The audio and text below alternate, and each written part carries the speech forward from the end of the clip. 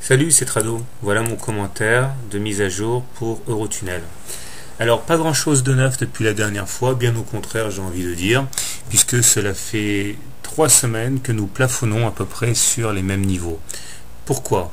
D'abord, un coup d'œil sur les indicateurs, sur les repères graphiques. La valeur est confinée dans un tunnel large orange ascendant, et ce canal, dont la partie haute a été percutée à 3 reprises, est à l'origine des reflux des cours depuis 3 semaines.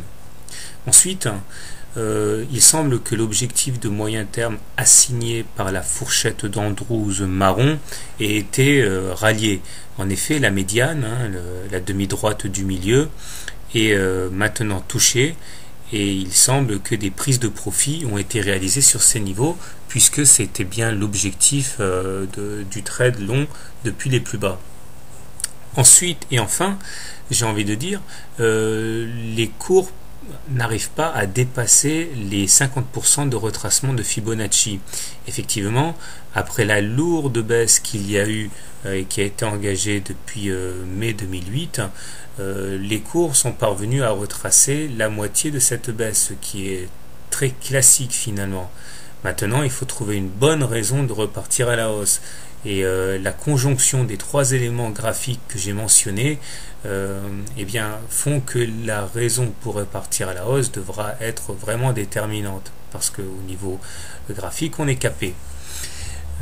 Au niveau technique maintenant, on voit que les cours sont et demeurent bien orientés. Le MACD est croissant et il est bien au-dessus de son signal.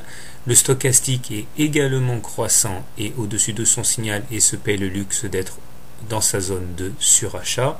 Le momentum, même s'il décroît un petit peu, reste très bien orienté. On remarque surtout que nous sommes pour la 3e semaine consécutive, 6 semaines si on tient compte de la phase de hausse précédente, au-dessus de la Bollinger supérieure. Autrement dit, nous sommes toujours dans une période d'euphorie haussière. Mais cette euphorie haussière tend à s'épuiser maintenant au contact des repères graphiques que j'ai mentionnés. Alors, que faut-il faire maintenant? Comment trader? Personnellement, je précise que nous sommes toujours en phase 2 de Weinstein, c'est-à-dire qu'étant donné que nous sommes au-dessus de la moyenne mobile 30 séances, 30 semaines en très fin noir, au regard de cette théorie de Weinstein, seules les positions acheteuses se doivent d'être observées. Il demeure qu'à plus court terme, force est de constater que nous sommes en train de buter contre des repères. Donc, si on pense qu'il faut privilégier les trades short, je pense qu'il s'agit d'un excellent point d'entrée maintenant, avec un stop loss au-dessus du canal orange.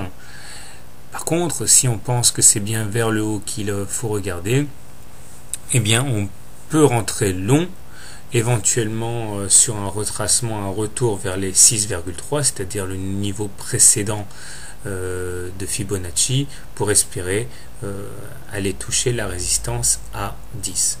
Une fois de plus, tout revient à des convictions fondamentales. Voilà, bonne semaine et bon trade.